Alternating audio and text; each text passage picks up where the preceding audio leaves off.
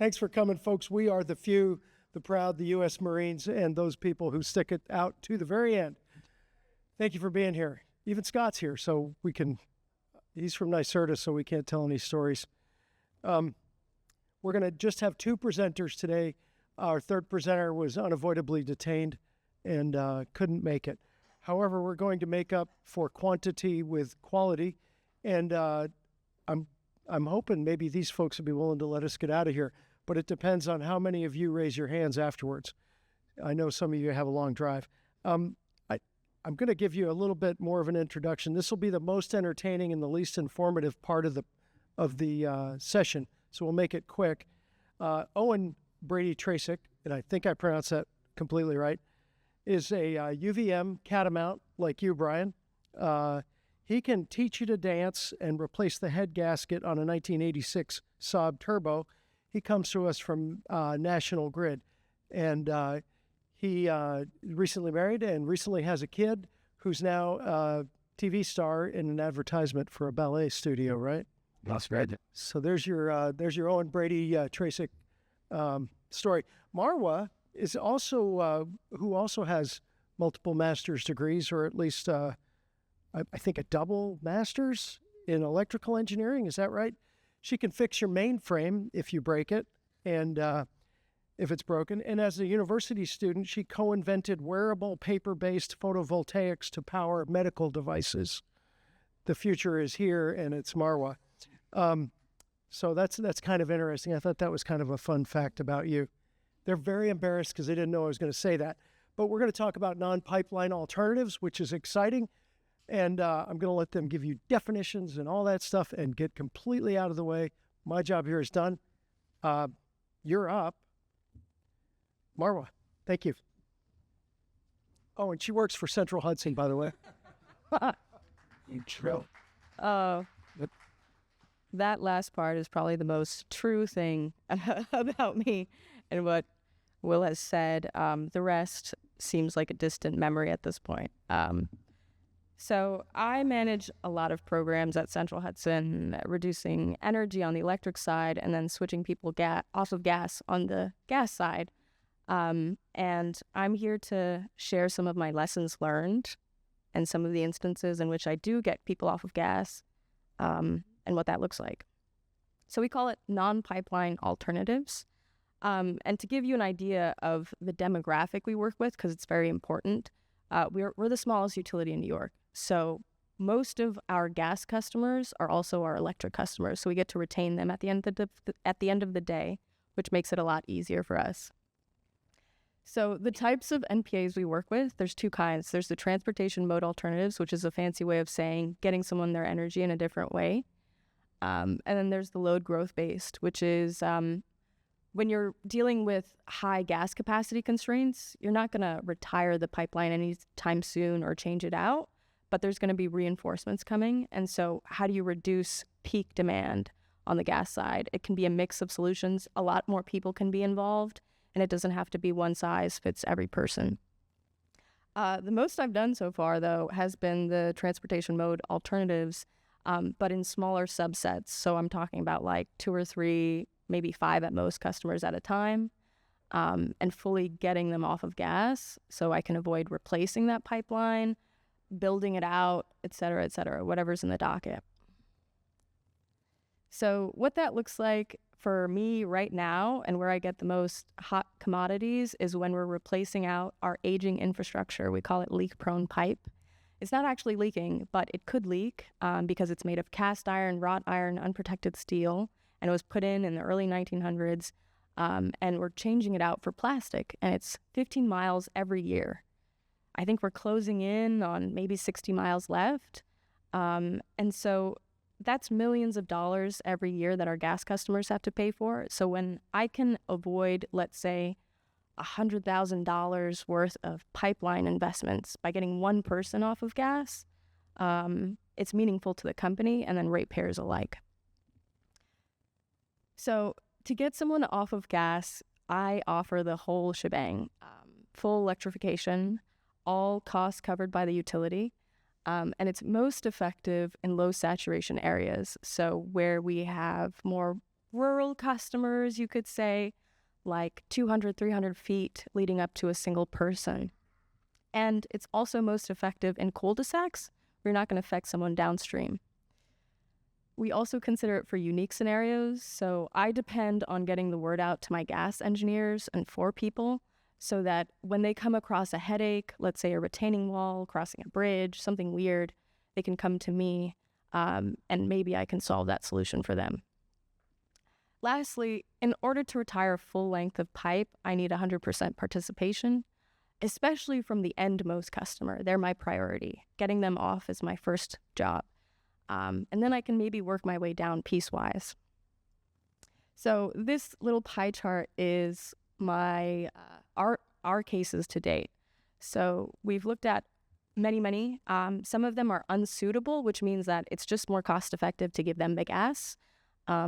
And then 20 out of however many are up there, half of the time, people just aren't interested. And as soon as one person isn't into it, then the whole thing kind of goes away.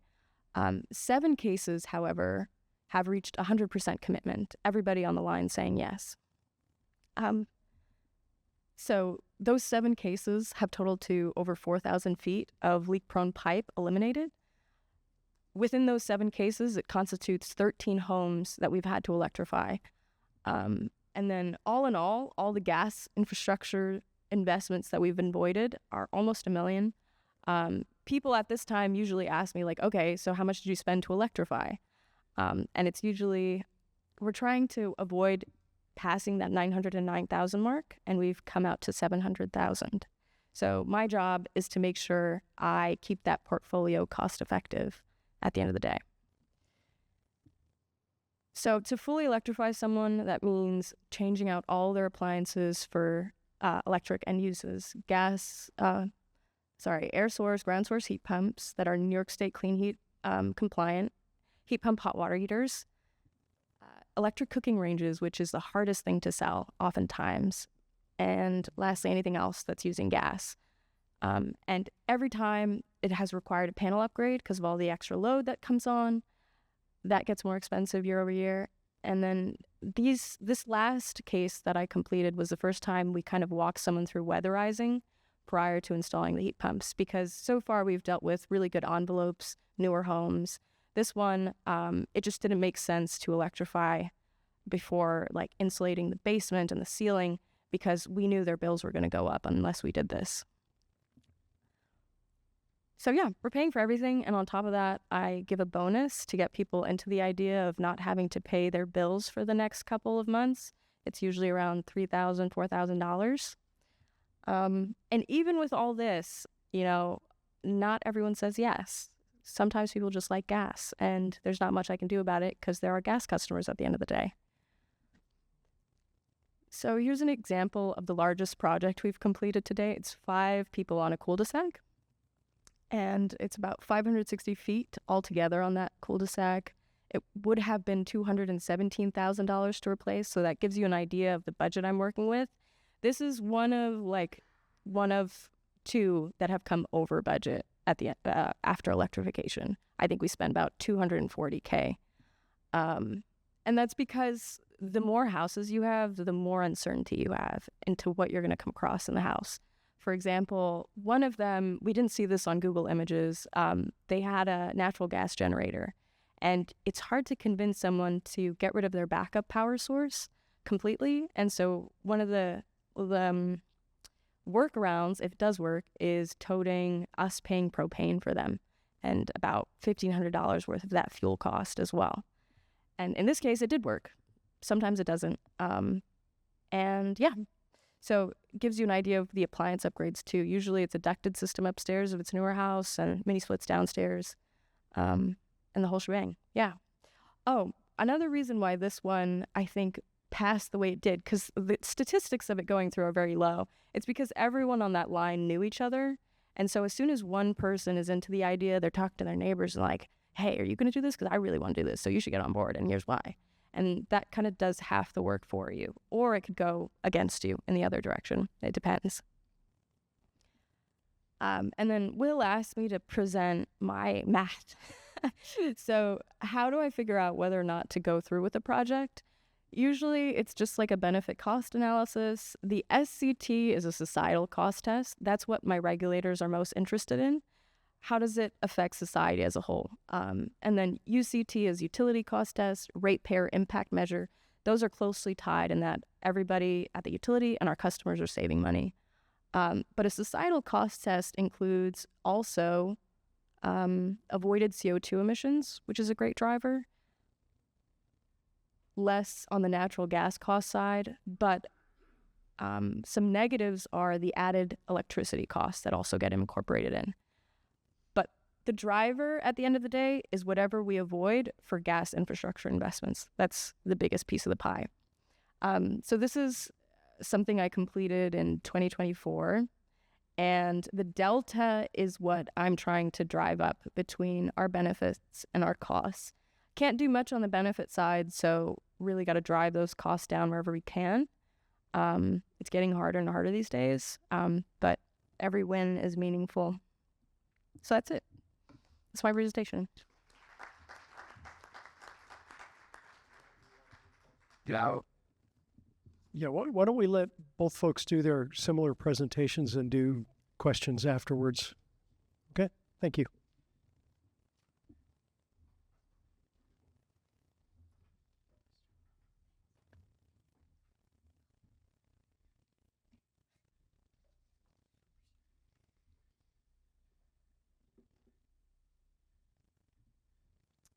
Good afternoon, everybody. I know we are standing between you and a very, very beautiful day here in Saratoga, so I will try to be brief and as entertaining as Will earlier, though I know that's an ambitious aim. So I'm going to start with some similar kind of overview material as what Marwa just presented, and I think that's useful for two reasons. One, it's really good to kind of keep saying these things to set the foundation for how NPAs are structured and how they're addressed. And two, because we use some different terms for very similar concepts, and so I want to try as much as possible to avoid confusion, especially as we're asking questions later on in the session. So very, very simply, NPAs, as National Grid views it, are a targeted investment or activity that is intended to defer, reduce, or remove the need to construct or upgrade components of the natural gas system. That is a very wordy definition, but it's basically what Marwa was just talking about, which is we're going to spend some money. We could spend the money in a different way if it allows us to not spend the money as we had planned in our capital plan to begin with. NPAs are incentives to encourage customers to consider and adopt solutions that can achieve that intended goal. They are not a specific solution in and of themselves. So people will often say, you should do more NPAs. I can't do more NPAs. I can give incentives that will encourage people to adopt heat pumps, weatherization, induction ranges, those sorts of things, but the measures themselves are the measures that we're all familiar with, and they are therefore subject to any similar constraints in the market that those measures may be through energy efficiency programs or broader consumer behaviors. So if tariffs are getting levied on products that are imported and that raises the price of products, that will affect NPAs as it would affect broader adoption of a given technology. We are only talking about money that we can give to try to incentivize and change consumer behavior. So I think that's an important thing just to sort of level set on. The other sort of corollary to that is NPAs are solution agnostic. If a customer has to come off the gas system and they want to put in an air source system, they're free to do so. If they want to put in a ground source system, they're free to do so. The NPA incentive is only based off of the fact that they are taking an action that allows us to avoid the planned investment. There are lots of reasons that you might want or to have a consumer consider a particular solution, and there might be implications for the societal cost test and other programmatic elements of how we're deploying NPAs that would be based on the solutions, but the NPA itself does not have a preference, so to speak. It's really around what are the measures that need to be taken in order for us to liberate that liberate the capital spend and spend it in a different way. So Marwa talked about the two different types of NPAs as Central Hudson defines them. We have three types, and I will try to match them up as much as possible. So here we have leak-prone pipe NPAs, and this is the corollary to transportation mode alternatives, where we have existing gas customers we're planning to replace the main and or services that serve them, and we are going to talk to them about receiving a different form of energy in a different way that would allow us to retire those assets instead of replacing them. You can see there are sort of two different scenarios outlined here. At the top of the slide, we have a single customer who is served by a line, and therefore they are the only one that needs to make a decision. And then at the bottom of the slide, we have 6 homes that are served by a common main. And as Marwa was just outlining, all 6 customers would have to make a decision to allow that main to be retired. So this is what I think people most commonly think of when they talk about NPAs, is taking existing infrastructure out of service at the time that we would otherwise be replacing it. The second type, which matches up pretty nicely with the load growth NPA, is what we call reliability and reinforcement NPAs. So as we have growth on the system, and as we model out our system, we develop our 5-year capital plan to address areas of the system that might have insufficient levels of pressure or might need additional capacity. And so we're planning to do capital projects that would meet those needs.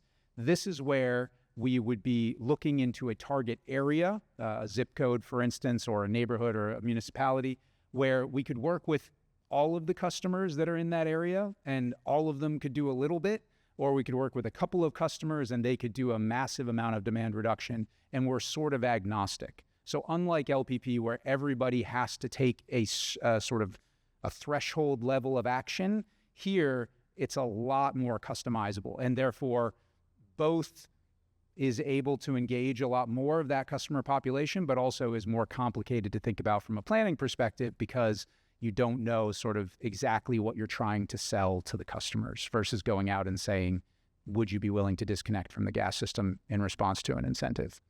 So we'll talk a little bit more about that one.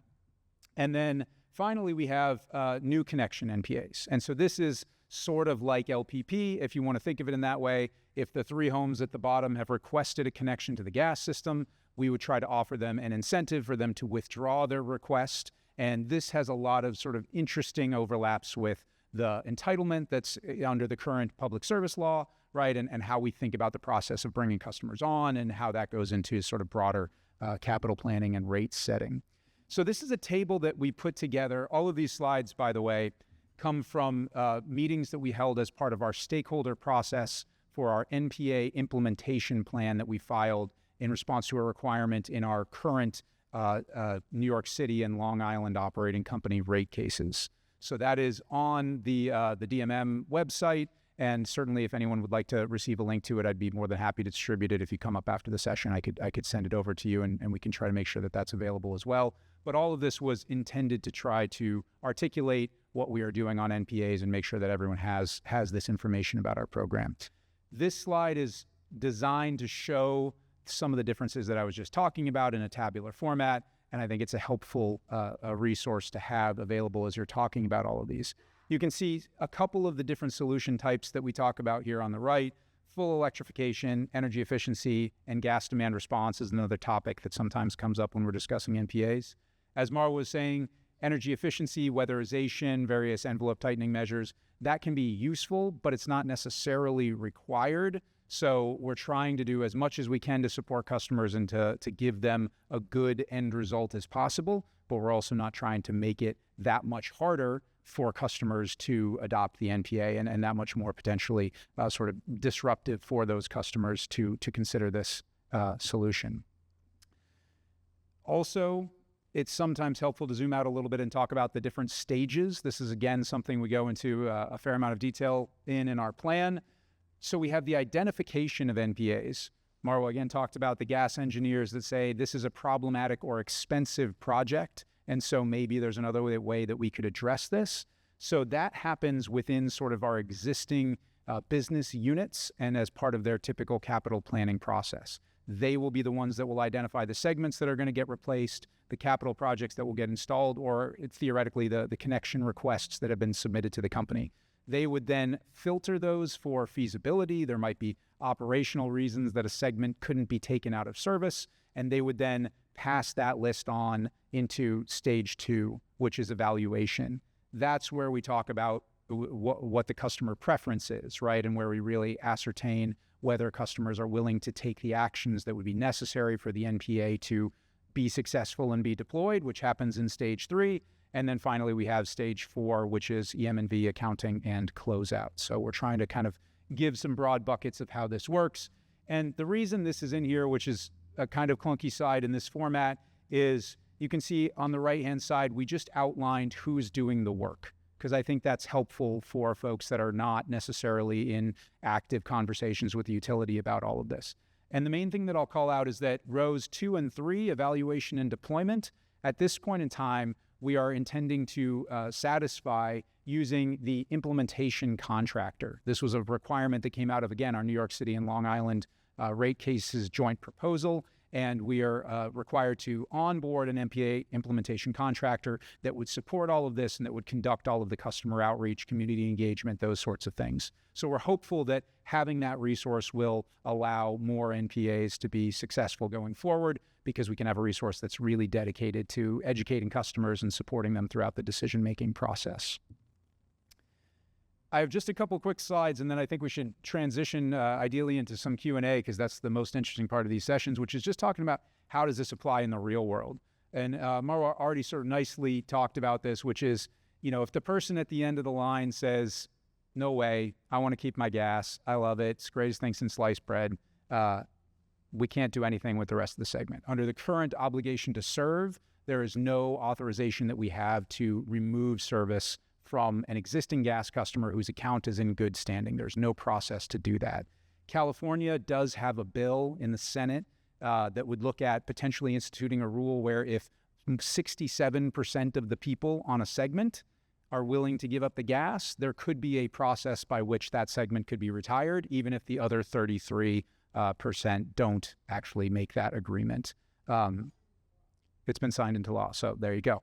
It's interesting to see how that will play out in the real world. We had a conversation with PG&E yesterday, one of the utilities out there that would be sort of working on that, and that has about 80 successful NPAs at this point in time.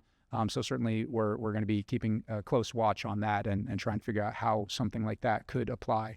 The one thing I'll just say here, because this did come up a fair amount in stakeholder conversations, the 100% threshold is not a programmatic requirement that National Grid is imposing. This is just by virtue of the fact that these are existing customers today and we can't cut off their service. So we're not trying to make it harder for NPAs to go forward. We're simply following the laws as they are established today. So that's scenario number 1. Scenario number 2 is that we could truncate the main. So if the 3 customers at the end of the main said, yeah, we're willing to come off, but the 2 at the closer part of the main said, no, we really want to keep our gas, we could theoretically reduce part of it. And that would change the incentive amount available to the 3 customers who did disconnect from the gas system, because again, it would change the avoided cost, but it might still allow the NPA to go forward. The way we describe this is to say, we're still achieving that 100% threshold. It's 3 out of 3 instead of 5 out of 5. So we're still meeting all of the rules and regulations and laws relating to our service. The final thing is we're now starting to get into thinking about service line level NPAs. So in this instance here, the customer at the end of the main says, no, I want to keep my gas, so we can't retire the full main. You can see that the customers along the line, numbers 1 and 4, have non-LPP service lines, meaning they already have a plastic service. We weren't planning to replace their service line. We were just going to cut it over from the old LPP main to the new main that we installed. So it's a relatively small cost to do that. We could offer that small cost as an incentive to those customers, but it's unlikely to be motivating for them to fully disconnect from the gas system. Customer number 2 has an LPP service line, which needs to be replaced.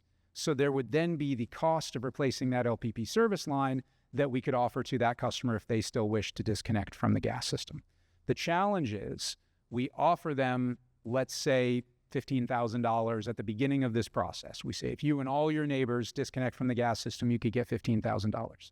Now, several months have gone by. Theoretically, we've had lots of conversations, and we go back to the customer and say, well, because of what your neighbors have decided, right, we can't retire the main. You could retire your service line, but that would only entitle you to, let's say, $5,000, right? That's a challenging customer journey, and it's likely to be demoralizing potentially to that customer, even if they were initially excited. And even if the economics work out, right, just that sense of losing the opportunity, losing the $10,000. So we've thought about, should we offer the $5,000 to begin with and then say, actually, guess what? We can offer you $15,000 if everybody agrees to go forward. Various things like that will inevitably sort of have to be informed by ongoing conversations. The last thing I'll say is, what if one customer says, I want to do it, I'm ready to go? My parents recently installed a geothermal system, probably because I talk to them all the time about coming to this conference and how great I think geothermal is. So they decided to do that. Their neighbors weren't doing it. They just said, it's the right time for us. We want to do it. Our gas system is aging out, and we'd like to do that. We want to cut off our gas service. We want to make that happen. So could we give them an incentive based off of the value of the entire street being avoided if they decide on day one, first time we call them, that they want to go ahead? The answer is there is not currently a regulatory construct that would allow us to do that, because we don't know that everybody else will make that decision. And if everybody else doesn't make that decision, we've now increased the cost of replacing that pipe relative to what it would have been. So we could offer them that service line incentive, that $5,000 in the scenario I outlined previously, but we couldn't offer them sort of the full fat incentive at that point in the process. So there's a lot of kind of finicky details as we get into the sort of real world of this. And I hope what you will take away from this session is not that we're saying these are showstoppers. It's just that we're saying these are complexities. These are people's lives that we're sort of getting involved with and interacting with. And so we want to make sure that we're thoughtful about the way that we address these, and that we have a sustainable and sort of structured approach to engaging with customers so that they know what to expect and that they feel like what they're getting from us is a reasonable incentive that they can plan around. Because certainly, as we all see, uncertainty is challenging in the marketplace. And so we want to make sure that we can provide certainty where we can. So with that, I will sit back down, and I think we'll open it up to some Q&A. Does that sound good, Will? Yep. Good. All right, we'll take questions. I'm going to start with the first question. How did I get stuck with the best looking, most intelligent panel? Shit. No answer. I don't know. I do have a serious question to get things warmed up. We have people here from Minnesota, Colorado, even Boston and Oklahoma. And they saw Marwa's first example. I think that was about $450 a linear foot you were showing. 517,000 or 517 feet, $200,000. So 400-ish a foot. As we look at rural customers in other parts of the country, do those numbers, are they still like that? Like $400 a foot? Like, what if I'm 300 yards off the main? Yeah, it all really depends. Mostly, like, the material and labor is kind of set in stone for the day, right? But when you talk about rural, there's terrain, so you're cutting through rock and going through trees, things like that. And then on the other hand, urban, you might be stopping 6 lanes of traffic to get to a participant. So it's hard to judge really which one is more expensive than the other, but ultimately the best bet is whatever's unsaturated. So whoever has the longest pipeline leading up to them, they're going to have the most bang for their buck, for the utility at least, in converting. So I think the answer is maybe. Maybe. Okay, great. Any questions out here? Ma'am? Yeah, hang on. We got to make it official so John Chewbacca doesn't yell at me. Thanks. Hi, Gene Bergman from St. Energy. Marwa, I have a couple questions for you. You said you're replacing about 15 miles of LPP annually. What is the total mileage of LPP that needs to be replaced? The schedule is from when, here to 2050 or to 2030? Like, what percentage are you moving towards replacing all of that? What percentage? So I guess we started in 2018, right? And 15 miles every year, doing that math, getting up to where we are now, I think we have about 60 miles left. Okay. So 3-4 years left. Yeah.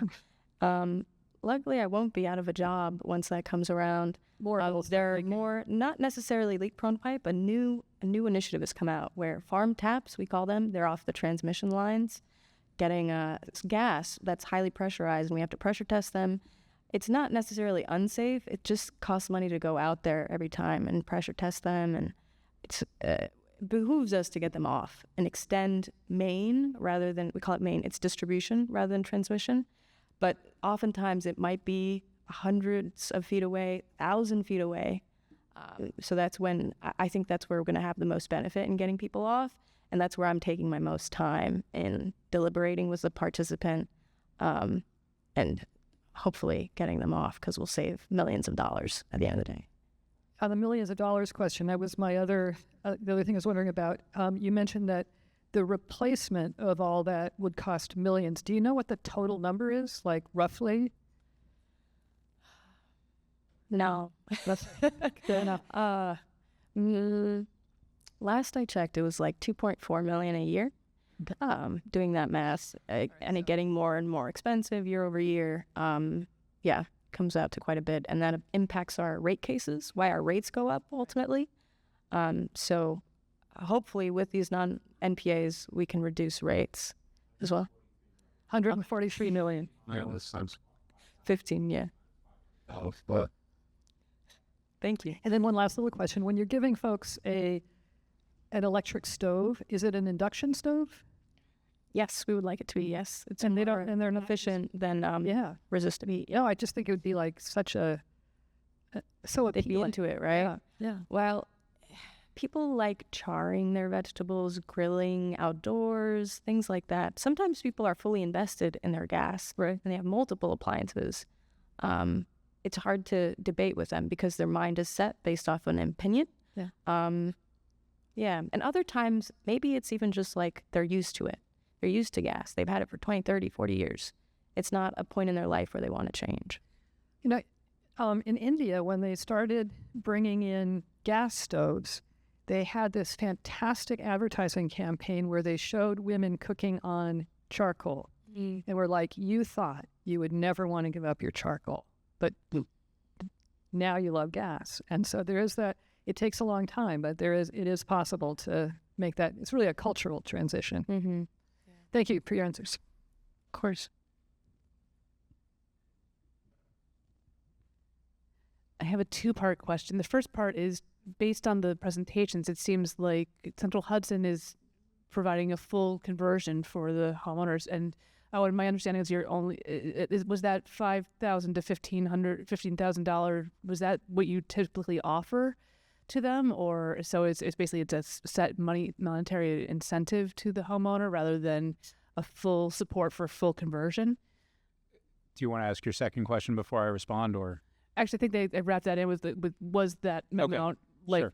What you're actually doing? Of course. No, the to be very clear, the 15,000 and 5,000 were merely indicative numbers, just as an example here. What we have said is that we would provide sort of I hate this terminology, but it's the most sort of legally accurate way to say it, the lesser of the cost to fully electrify or the amount of the avoided cost. And so what that means is if we only avoid $10,000 worth of pipe, we can't give somebody $100,000 to electrify their home if that was what it cost. If we avoid $500,000 of pipe and it costs them $100,000, we'll pay the full $100,000. So it's really based off of each individual project. We look at the avoided infrastructure cost, and then we do a calculation for every customer to determine what we call sort of their maximum NPA incentive would be. And then we try to work with them within that. So we would cover the full cost if we were able to do so. Actually, I've got another follow-up question. Since we are at NY-GEO, when you're doing those cost analyses with people, are you helping them look out with future electric costs to compare between doing, say, air source heat pump or geothermal?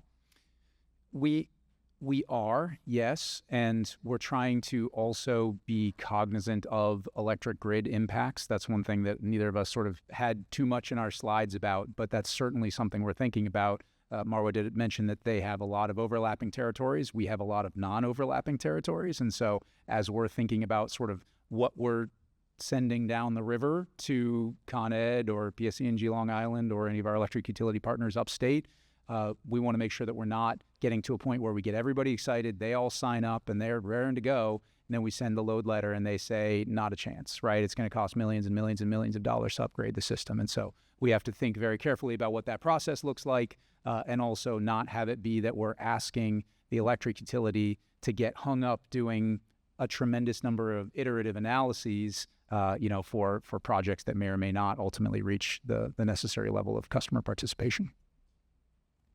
Can I ask one more?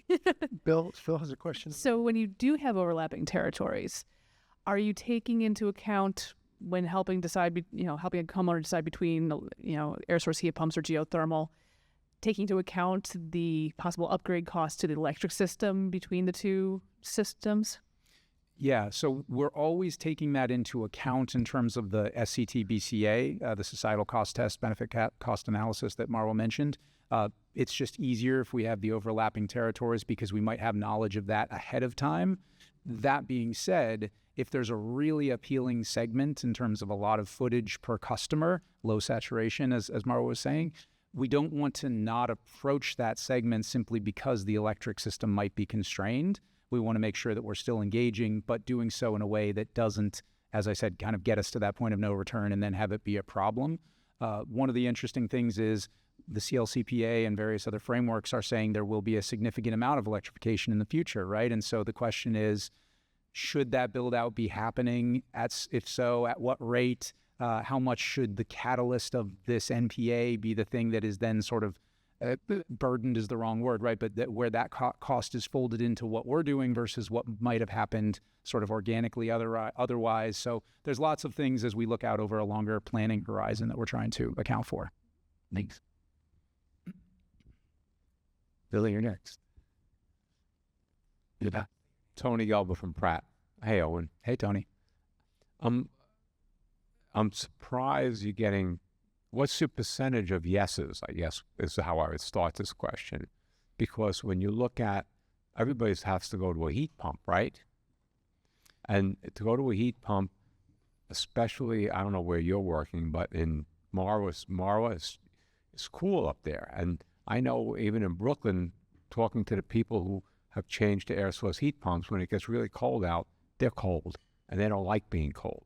So I would see a lot of, weatherization, and weatherization is expensive. So what's your percentage of yeses, and how are you dealing with this? Really, electrifying these older houses is expensive as anything, from what I could see.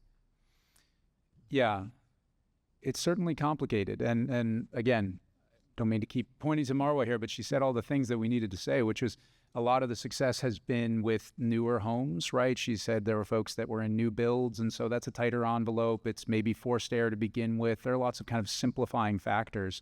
And there's the cost element of it, but there's also the disruption element of it, right? If you have to do ductwork installation, if you have to change out things or, blow in insulation, do all of that sort of stuff, that's a non-trivial thing for a homeowner to consider, right? Even if the cost is covered through the program, and they might just say, it's too much, I can't deal with it. Again, using my parents as the ideal anecdote here, they put in the system and they thought we have forced air, we have cooling, central cooling already, right? It's going to be an easy drop-in. It wasn't. They had to get a whole bunch of new ductwork run. They had to change around zoning. There was various things, and the installers said, we'll be back in 2 or 3 months to finish up. There just was all sorts of stuff that happened. And so all of that is real in terms of the consideration. And so what we get is a lot of kind of curiosity in terms of how many people say, yep, I want to do it, I'm good to go. We don't get a lot of those at this point because the technology is potentially unfamiliar. We're coming in with a terminology that they might not necessarily know all that well, right? And so there's a broad sort of educational campaign that I think all the utilities need to undertake to say, this is something you will be hearing from National Grid, Central Hudson, others about. So if somebody from National Grid or our implementation contractor calls you and says, hey, would you like $50,000, right? Like, it's not a scam, it's a real thing. And from there, we can start to engage a little bit more and hopefully drive up some of the adoption rates a little bit. Are you also, have you run into commercial customers?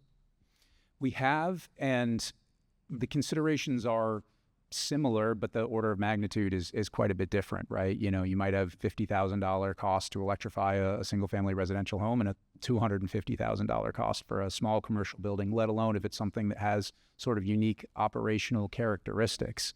And so what that means is we have to make sure that we're identifying in our sort of portfolio build-out, if you will, these sticking points, right? So if we know that there's a commercial customer, great, let's get out there early. Let's leverage our account managers. Let's go talk to them and say, how are you using your energy today? Do you have anything in your capital plan? If you're planning to replace those beautiful old boilers, right, in the mechanical plant, then we want to know about that, because if you just did it, you're off the table, right? There's no way that you're going to sort of throw that undepreciated asset away, or it's going to be much more expensive to try to motivate you to do so. So we want to use as much contextual information as we can to build out our customer engagement strategy. You can say also. Yeah. What Owen says resonates.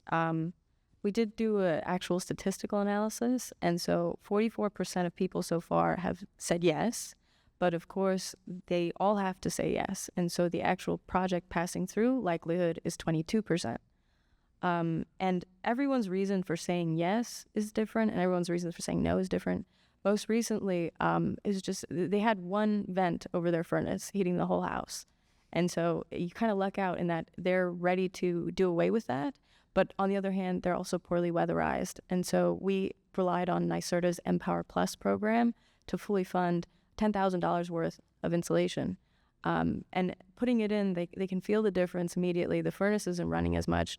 And now we can conscionably put in heat pumps as well. And so it really depends on what they need.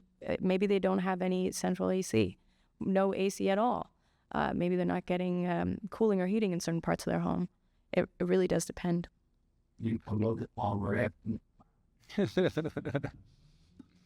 I might write that down. I'm Bill Nowak from the NY-GEO board, and this is for Marwa, particularly for your experience in the area where you replaced everything for I think it was 6 houses that you identified. I'm really curious about how you all thought about spending on the electrification for those places. Was there much of a variance between the 6 different customers in terms of how much you spent on each place? Did you have an upper limit?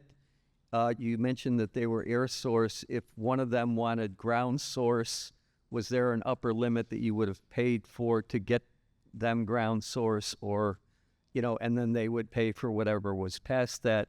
The thought process is really interesting to me, so. Yeah. And understandably so.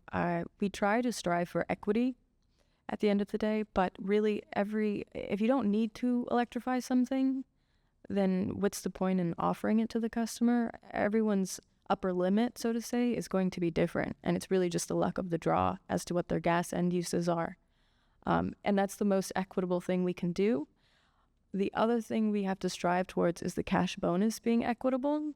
Lately, it's been getting harder when, let's say, you're dealing with a landlord and their tenant is occupying the building. So their stakes are low. To them, the bill differences don't make any meaningful difference to them. And so we're kind of faced with the question of, okay, if we have a holdout, should we funnel more funding towards them? Or should we maintain status quo, 3,000, that's it. If you're in, you're in. If you're out, you're out. Because ultimately what we pay them is going to affect everyone, though. If they hold out on us, then nobody wins at the end, and it doesn't pass through. So those are the ways we're equitable. I think there was a second part of the question in terms of air source versus ground source, right?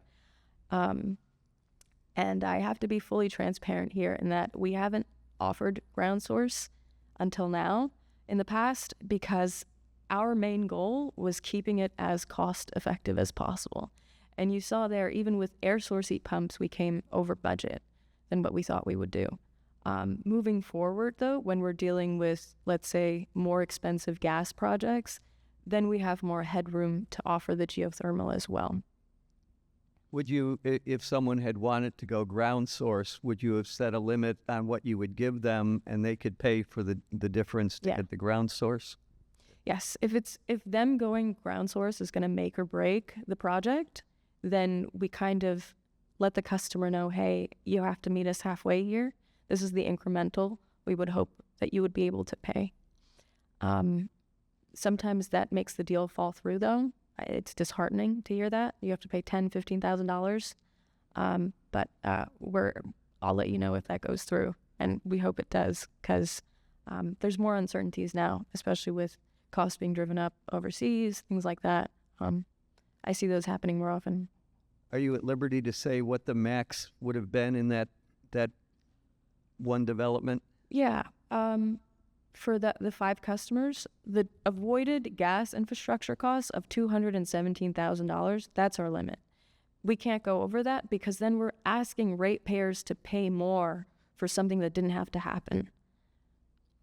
And one point that I'll add to that is a bit of utility sort of awareness for everybody who's in here is that the gas, even though you were saying you're a dual utility and there's a lot of overlapping territories, typically the way that the gas business and the electric business are accounted for and run are kept separate because of the ways that they were sort of originally envisioned and how rates are set and those sorts of things. And so when we're talking about the ratepayer impact measure, we're often talking about gas ratepayers.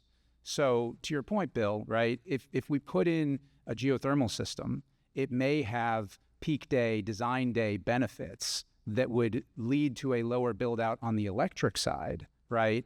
But right now, the electric ratepayers aren't sort of paying into it. So Marwa said that they keep the customer, meaning that it's not like I'm a gas-only utility, and when they disconnect, I fully lose them, and the electric utility retains them as a customer. They're saying it's our customer count remains the same. But in terms of how the funding of the NPA works, the idea is you're taking money out of the gas bucket and you're spending it. And how you're recovering that is from the remaining gas ratepayers. And so that's the point where we have to be very careful around asking for those remaining ratepayers to pay more than they otherwise would have paid. And there may be societal benefits that could justify asking that to be the case. There may in the future be cost recovery approaches that say this gets shared between both the gas and the electric rate base, and that makes us a bit more kind of agnostic and able to do some of the things that you're talking about, right? But sort of what we can do at this point in time is operate within the existing frameworks that exist, and that tends to be looking at it from a very sort of gas business and gas rate base perspective. Well, you get that. Sounds good.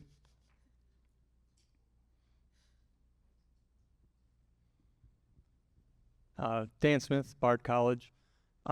So what was sort of presented on the slides was a cost avoidance model where you don't want to replace, as opposed to replacing the leak-prone pipe, you offer to take them off gas. And so you're losing a gas customer, but on the back end, you're getting a new electric customer who's going to use more volume, displacing the gas.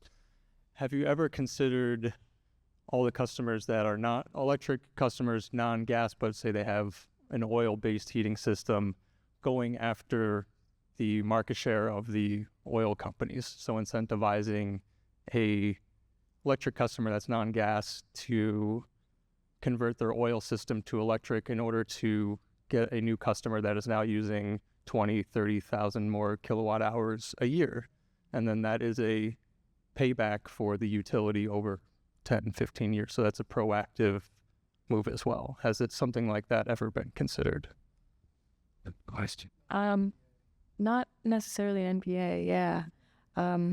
The clean heat though, that's a clean heat program where we're not really saving the utility any money in those instances. We are incurring business on the electric side, but clean heat basically kind of does a broad-based approach for our whole territory in incentive. And most of our clean heat participants are people on oil or propane, not necessarily our natural gas customers, yeah.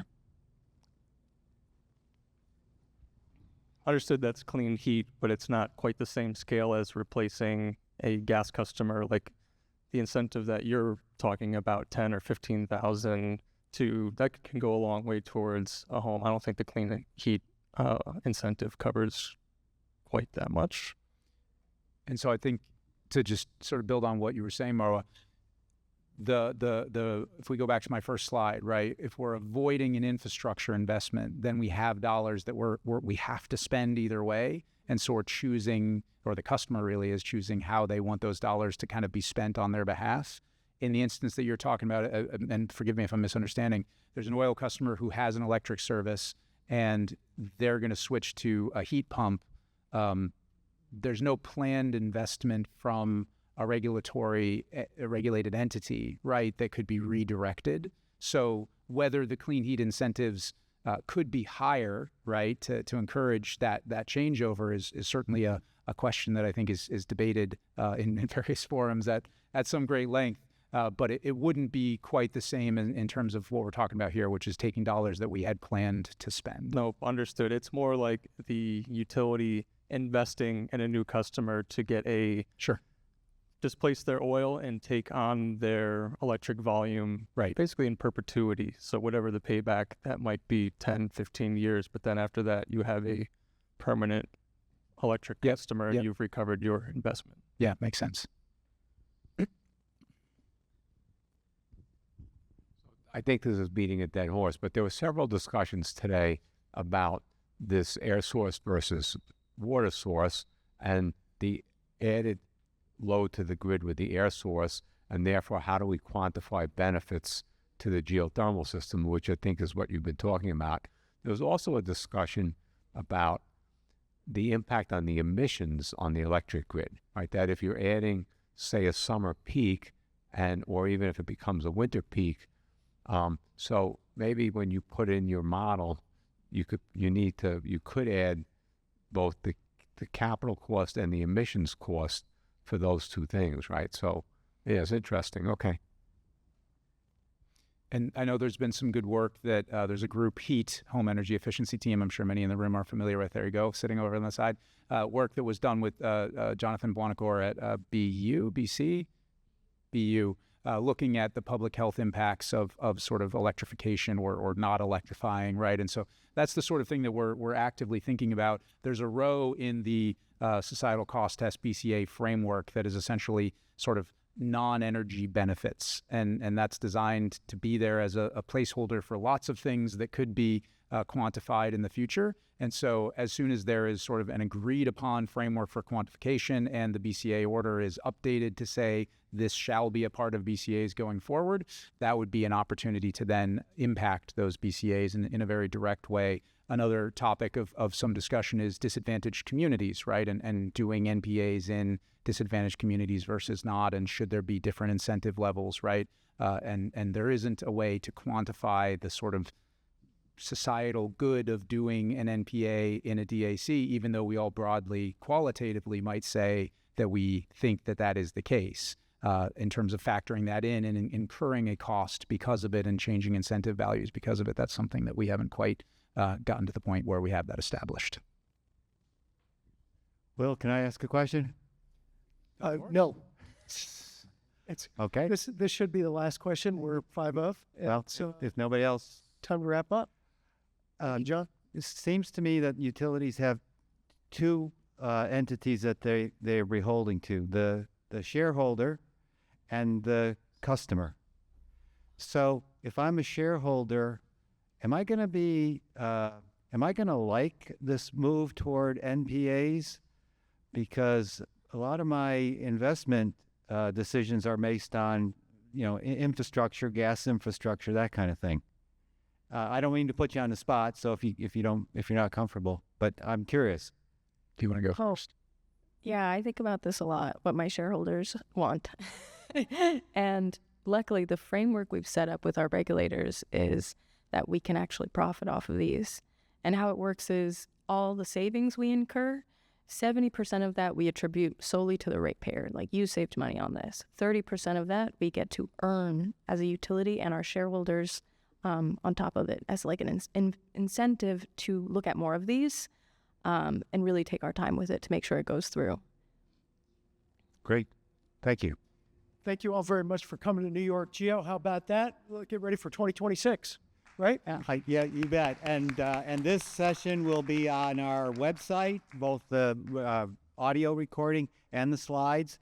It'd probably take a month or so for Mr. Chowdhury to get it done, but it's a great resource if you want to go back. Thank you. Thank you.